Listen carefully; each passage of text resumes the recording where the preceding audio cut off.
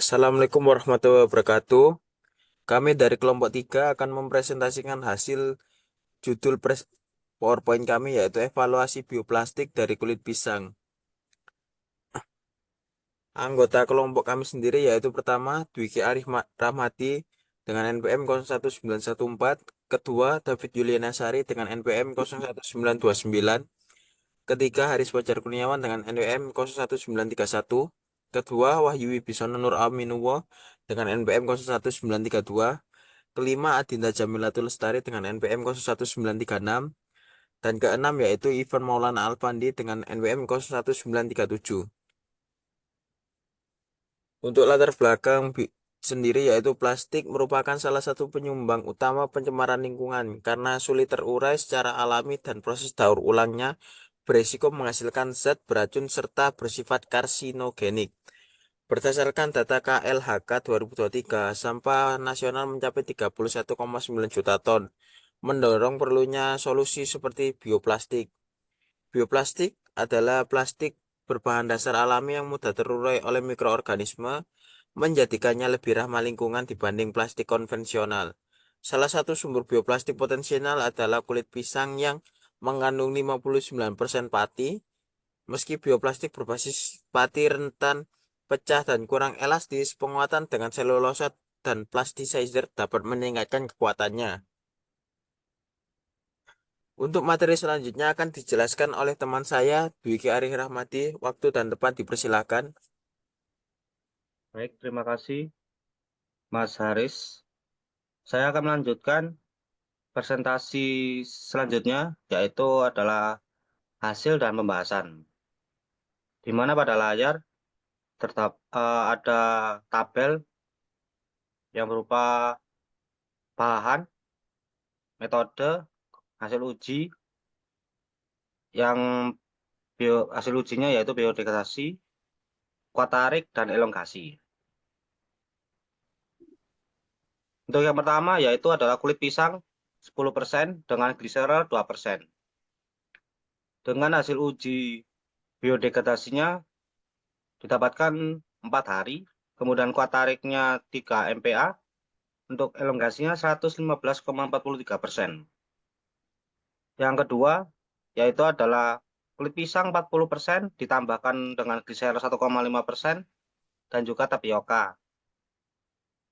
Hasil uji coba untuk biodegradasinya didapatkan 56 hari dan kuat tariknya 66,39 MPa.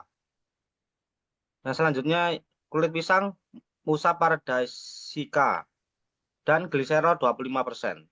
Didapatkan hasil uji biodegradasi selama 21 hari. Kemudian ada kulit pisang ditambahkan dengan gliserol 7,5%. Didapatkan hasil uji coba kuat tarik 1,53 MPa dan elongasinya 18,77%. Kemudian ada kulit pisang Prata 8 gram dan ditambahkan dengan gliserol 15%. Didapatkan hasil uji cobanya biodegradasi selama 10 hari dan elongasinya 31%. Selanjutnya dengan penambahan gliserol 25%. Didapatkan hasil uji cobanya biodegradasi selama 10 hari dan selanjutnya yaitu penambahan gliserol 0,4% dan maizena. Didapatkan hasil uji kuat tarik sebesar 8,22 MPa dan elongasinya 40,4%. Lalu selanjutnya dengan penambahan gliserol 14%. Dapatkan hasil uji coba biodegradrasinya selama 10 hari dan kuat tariknya sebesar 11,89 MPa. Yang berikutnya penambahan gliserol 40%. Didapatkan biodegradasinya selama 6 hari dan elongasinya 44,44%.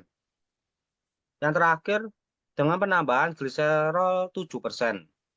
Didapatkan hasil uji coba biodegradasinya selama 13 hari.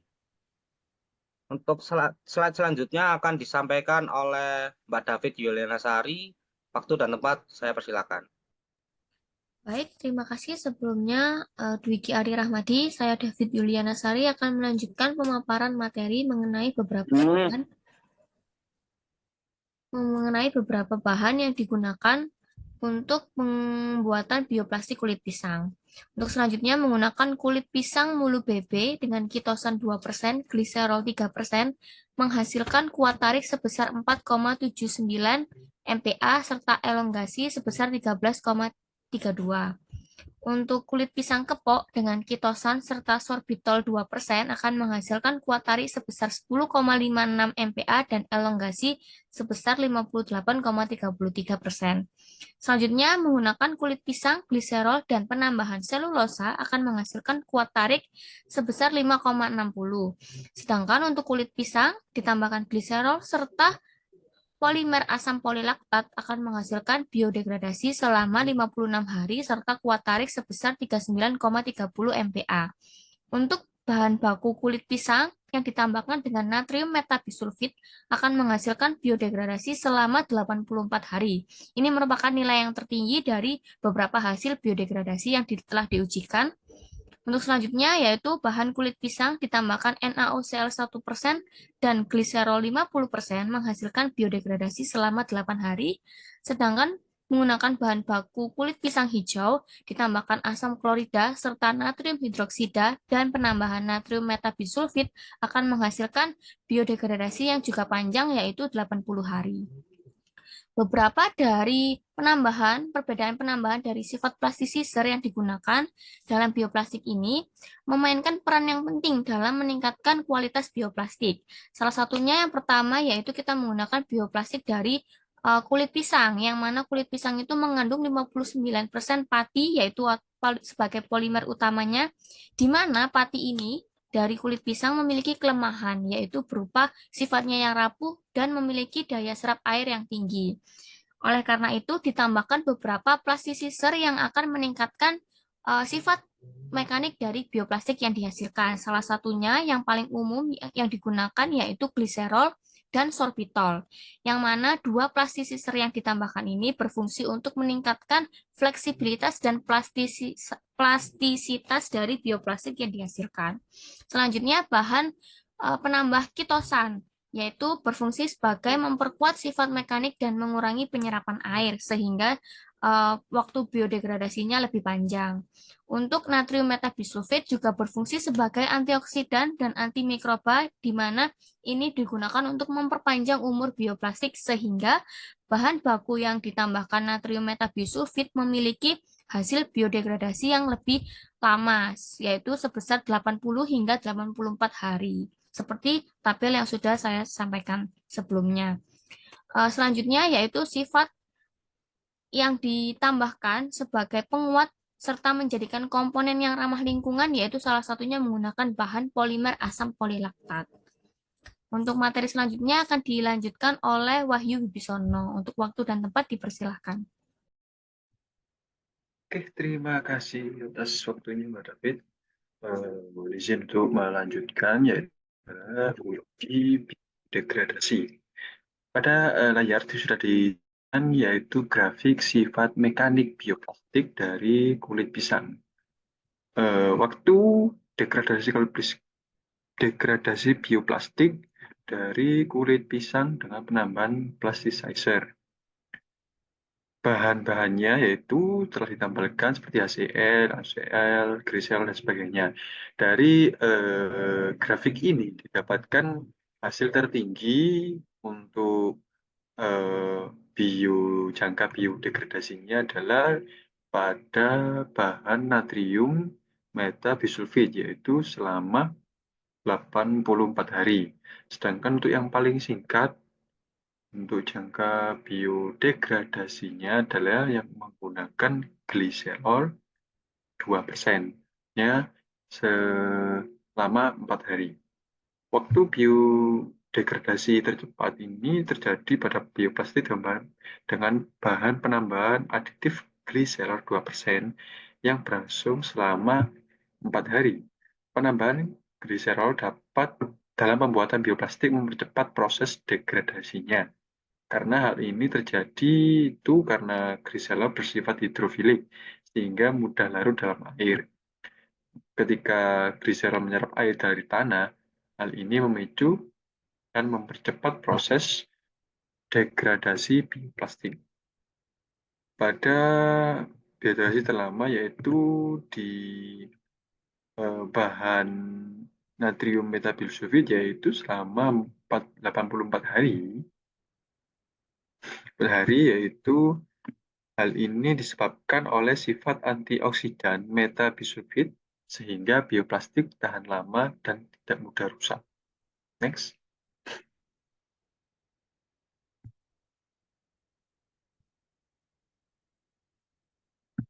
Baik, selanjutnya yaitu berdasarkan uji mekanik. Pengujian mekanik bioplastik berbahan kulit pisang menunjukkan pengaruh signifikan dari formulasi dan penambahan plasticizer terhadap sifat mekaniknya. Bioplastik ini memiliki keunggulan dalam laju biodegradasi yang lebih cepat dibanding plastik konvensional, terutama dengan penambahan gliserol 40% yang mempercepat proses biodegradasi. Penambahan natrium metabisulfit juga memperlambat biodegradasi hingga 84 hari. Namun, asam klorida dapat mempercepatnya.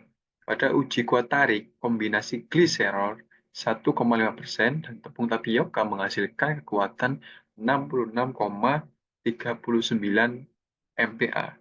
Sementara uji elongasi terbesar mencapai 115,43% dengan 2% gliserol, yang menunjukkan bahwa gliserol ini dapat meningkatkan fleksibilitas. Kombinasi dari ketiga bahan gliserol, ketosan, dan sorbitol juga meningkatkan kuat tarik dan elongasi, dengan sorbitol berperan sebagai agen plastisitas. Penambahan polimer asam polilaktat dalam bioplastik meningkatkan kuat tarik hingga 39,30 MPa. Hal ini memperlihatkan peningkatan signifikan dalam sifat mekanik bioplastik. Next.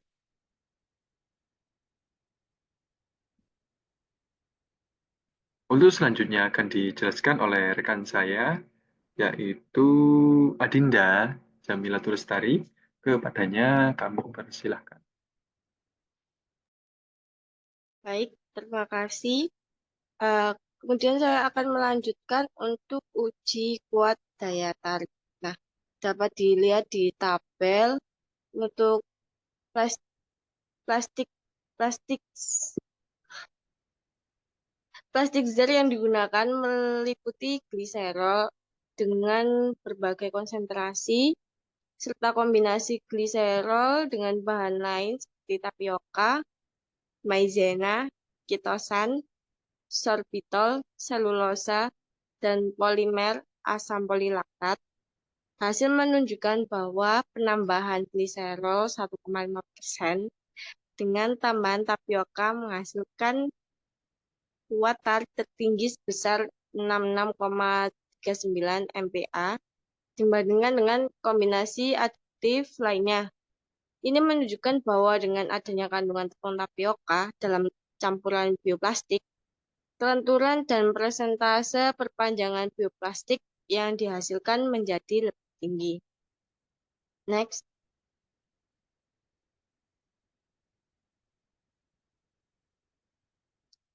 Kemudian untuk kesimpulan akan dilanjutkan oleh teman saya yaitu Ivan Maulana. Waktu dan tempat dipersilakan. Baik, terima kasih atas waktunya Mbak Dinda. Untuk selanjutnya ya terkait kesimpulan dari review evaluasi bioplastik dari kulit pisang. Pada review ini, prospek pembuatan bioplastik dari kulit pisang pada grafik gambar 1 dan 2 dapat difokuskan pada kombinasi adiktif yang memberikan keseimbangan optimal antara waktu biodegradasi yang panjang serta menghasilkan kuat tarik yang tinggi, di mana hasil uji untuk kuat tarik dengan kombinasi gliserol 1,5% dengan tapioka menunjukkan kekuatan mekanik tertinggi sebesar 66,39 MPa, yang mencerminkan potensi besar dalam aplikasi yang membutuhkan daya tahan yang tinggi. Kemudian untuk memperpanjang waktu biodegradasi, penggunaan aditif seperti natrium metabisulfit dapat memperpanjang waktu degradasi hingga 84 hari. Kemudian kombinasi dengan menggunakan gliserol 1,5% dengan tapioka untuk kekuatan tarik ditambah dengan natrium metabisulfit untuk memperlambat degradasi, berpotensi menghasilkan bioplastik yang tahan lama namun sifat mekaniknya tetap kuat. Strategi ini memungkinkan pengembangan bioplastik yang tidak hanya ramah lingkungan, tetapi juga memiliki aplikasi yang komersial yang lebih luas dalam produk yang membutuhkan daya tahan yang lebih lama. Bioplastik dengan biodegradasi lambat dapat digunakan untuk aplikasi kemasan makanan yang membutuhkan ketahanan selama masa simpan yang lama, seperti kemasan produk segar atau barang-barang kering yang tidak segera dikonsumsi. Peningkatan sifat mekanik bioplastik dan penambahan plasticizer diperlukan untuk memperpanjang masa simpan yang bertujuan meningkatkan kinerja kemasan bioplastik untuk produksi pangan berkelanjutan. Untuk selanjutnya saya kembalikan ke moderator Mas Haris. Dipersilakan.